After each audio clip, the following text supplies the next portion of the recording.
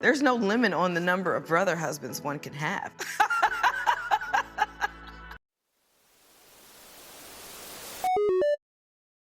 Welcome to Happily Ever Reality. I am so glad you're here. Today we're talking about Seeking Brother Husband, Season 1, Episode 6. That clip at the beginning, that is Kenya. If you don't watch the show, you should. It's pretty good.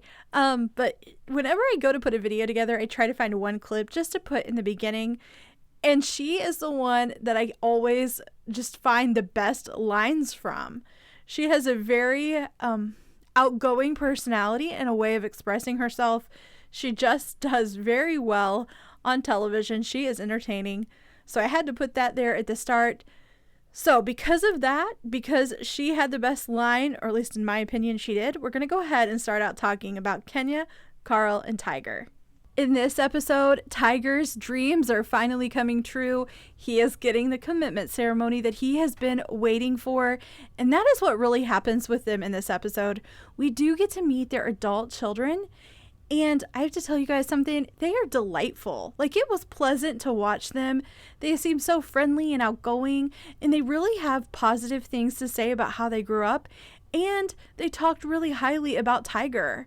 You know, they could have been angry that their mom had a boyfriend on the side when she was still married to their dad, but it seems like they all seem to really like him.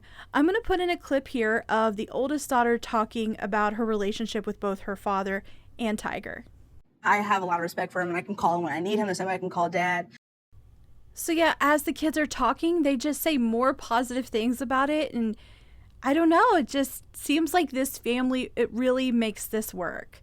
And, you know, we've seen that in the past 5 episodes, or at least I feel like that.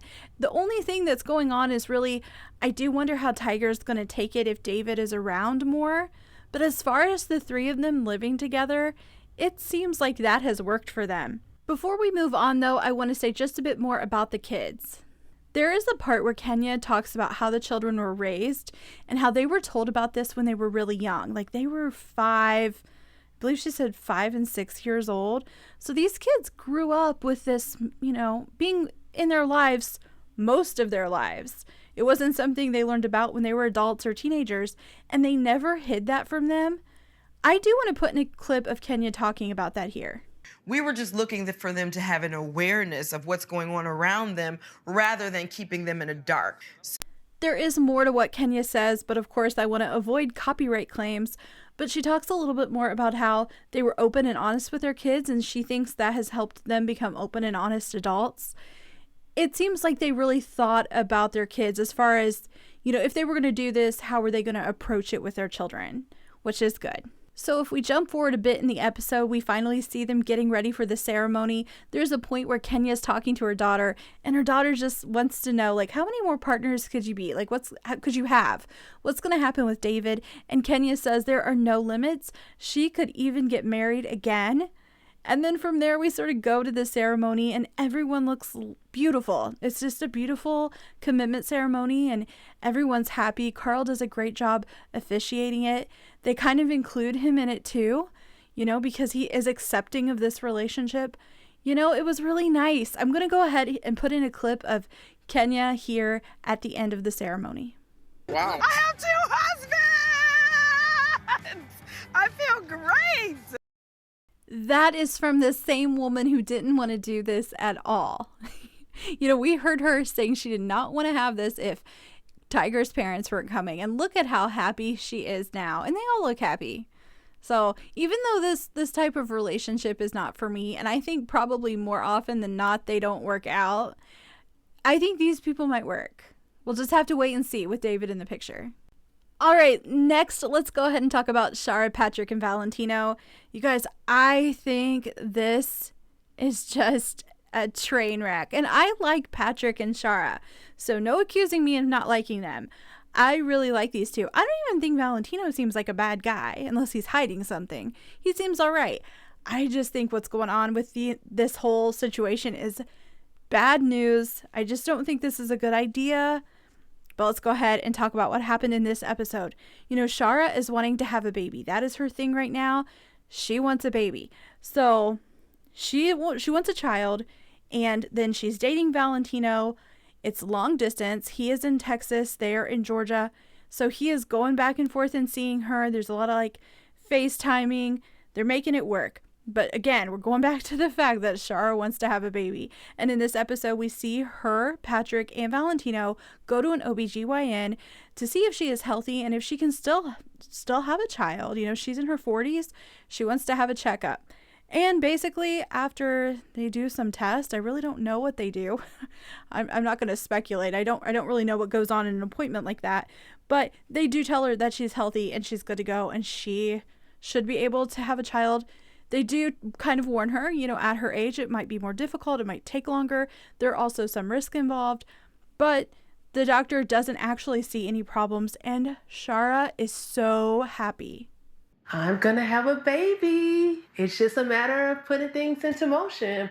And when she says putting things into motion, she means with either Valentino or Patrick. And remember, her and Patrick are not intimate. He does not seem interested in having a child. He is in his 50s. He is done. He has adult children. He doesn't want to have any more kids. Valentino lives in Texas and he's just not ready. And he doesn't lie about it. He is really clear about the fact that he is not ready to have a child with Shara. But after this OBGYN appointment, and she's got the clear, she's got the go-ahead, she's healthy to have a baby, we see her and Patrick invite Valentino over to their home. And, you know, they are really into art. They do a lot of painting, and they want Valentino to make some artwork with them, and they want to spend time together. Now, I have to tell you guys something. Don't underestimate Patrick. Don't underestimate him. He is not a fool. One of my favorite scenes in this show so far has been when he was talking to Noble, when Noble came over a few episodes ago. That was when I was like, oh, I was underestimating him. He is not a fool at all. He knows when something isn't going to go down right. He knows when he needs to dig a little deeper and get the answers to his questions. And that is what he does when he is sitting there with Valentino. I'm going to put in a clip here of Patrick expressing some concerns he has during a confessional, and then I want you to hear the question he says at the end, like what he says at the end when he's finally sitting with Valentino. I have a lot of questions regarding traveling from Texas to Georgia. So how's Texas? Did you hear that? How's Texas? And then he starts asking more questions about Valentino's plans. And what he was actually talking about before that was how kids are a lot of work. And if Valentino doesn't live there, like what are his plans for coming and going? I don't think Patrick wants to be stuck being the caregiver of, you know, a baby. He doesn't want to start over. So I think he really wants to know how this is going to work out and how is this other dude going to be around to help take care of this kid. And I think he has every right to ask that question. And it's clear when Valentino is answering, you know, he does want to have a baby, but not now. He doesn't have any immediate plans to move there. So it seems like something he's considering in the future, but, you know, not right now. He has his business back in Texas. So they are both thinking this is something that's going to happen later down the road. But then Shara says this. My cycle is like 3 weeks late. The reaction is not positive. Patrick is clearly overwhelmed. He says that this is happening faster than he thought, and he ends up getting up and going and getting a drink. And to be honest, Valentino doesn't look thrilled, though at one point he says something about, oh, how bringing life into the world is a blessing. You can tell this is just not something he's wanting now. But I'm going to go a little bit further with this and say, if she is 3 weeks late, I feel like if she was really wanting this, wouldn't have she taken a pregnancy test already? I feel like after 3 weeks, I would have definitely done one already. So I'm wondering, like, is this for the show? Is this real? Let me know in the comments. I know everyone, everyone would handle this differently. So let me know, what would you guys do? I feel like I wouldn't have waited 3 weeks. I already would have taken a pregnancy test. But again, let me know what you guys think. I just feel something's a little weird. Is this like a part... is this real or is this a storyline? That's what I'm wondering.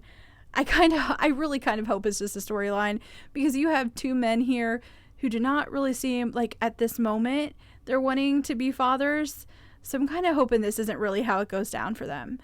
That's really it for Shara, Patrick, and Valentino in this episode. I will tell you, I'm saving Mike and Elisa for last. So the next couple we're going to talk about is Kim, Dustin, and Vincent. This episode starts out with Kim and Dustin getting together for a romantic night at home. Dustin has really went all out. He's decorated the backyard with candles, flowers, there's rose petals. They have one of those inflatable hot tubs and it's filled up. So, I mean, it wasn't anything over the top or expensive, but it was like a simple romantic night at home. And Kim is really into it. Like, she loves this. They are talking together and they start talking about, you know, what it's like to be in a relationship like this. And of course, they start talking about Vincent. Now, if you've watched the show, you know that he is the other man in her life, or one of the other men. And at one time, he had been like a part of their family. He had been really close to Dustin and Kim, but things have been changing because Vincent doesn't want Kim to pursue other relationships, but Kim wants to. And that has sort of made her distance herself from him, which has changed the dynamics of the whole situation. But she just doesn't want to be committed to just two people. She wants things to be open. You know, she's not making a commitment to another man, where Vincent is really looking for more of a commitment. So she's talking to Dustin about this, and she says, you know, the time has come where it really needs to be addressed. They can't be in limbo anymore and uncertain of what, you know, Vincent is going to be in their lives. They need to finally get together with him, or she needs to, and she needs to talk to him about whether or not this is going to work. And to be honest, I mean, they don't imply that it's going to. It seems pretty clear when she's talking to Dustin, it is not going to work out with Vincent. I do want to put in a clip here of Kim talking about, you know, what the purpose is of having a relationship like this. And I do think it explains more about why she's not wanting to make this commitment to Vincent. The whole point of having a relationship like this is to be able to live and to be able to experience things that come up. She wants to experience things that come up. And when she says things that come up, she is referring to people. So yeah, I don't think it's going to work out with Vincent if he's wanting a commitment. So she needs to let him loose and he needs to move on. Later in the episode, we see Kim with Vincent. Dustin is not there, and they are walking by a lake, and they finally sit down and they talk about their relationship. It's clear both of them have realized this probably isn't going to work. Kim is emotional. It's clear she's sad, and Vincent seems sad, but I'm going to be honest with you. I think he has appeared sad in every episode. And maybe it has been that this relationship, and when he's on this show, the things they're showing are sad for him. I mean, he's wanting more than he's getting from this. That would make anyone feel bad. I'm going to go ahead and put in a clip of him talking about, ending this relationship. And her being in a relationship with other men is hard for me. Sometimes the people we care about are not the people that we're supposed to have relationships with. So maybe this is just supposed to be someone that's in his life for a while, but now, he needs to move on and find the person that he's more compatible with and wants to live a monogamous lifestyle with him. It just doesn't seem like Kim wants to be limited in any way. And it also sort of feels like Kim wants to have her husband be there as sort of this stable person, but then just wants to freely be with whoever she wants to be. And there's a point in there where Vincent's talking to her and he says, people are finite, and he's right. You only really do have so much time and attention you can give to someone. He is already on the outside of Kim and Dustin's relationship, but if she adds more people, it's just going to be less time he gets to spend with her, and that's not fair to someone who's wanting more of a commitment. So during their walk together, they agree that this relationship just isn't going to work, and they end things there. Kim's really sad and he seems sad, but it is what it is. And that is where this episode ends for Kim, Dustin, and Vincent. Next, we're going to move on to Mike and Elisa, who not too much happened in this episode, but man, is there a lot to talk about. If you are watching this, I'm going to assume that you've watched the other episodes of the show, so you know what's been going on with these two. It's just, to me, this is a mess. But this episode is all based off the last episode. And what happened in the last one is Mike and Elisa got together with their parents, and they were trying to explain to their parents what was going on with their marriage. And Mike's mom, she is just not on board. She just doesn't agree with this. She doesn't think her son would want to do this. She thinks that Elisa is pressuring him. So that was really what the family day was about, was trying to get his mom to understand. And even though nothing super eventful happened, his mom just kind of talked to them about it and listened. I still don't think his mom understands. And I'm going to be honest, as a viewer of this show, I don't understand either. Why is he agreeing to this? This just doesn't seem like something he wants. So in this episode, they are together out on the beach. They're kicking a soccer ball around, and they're kind of talking about what happened at that family day.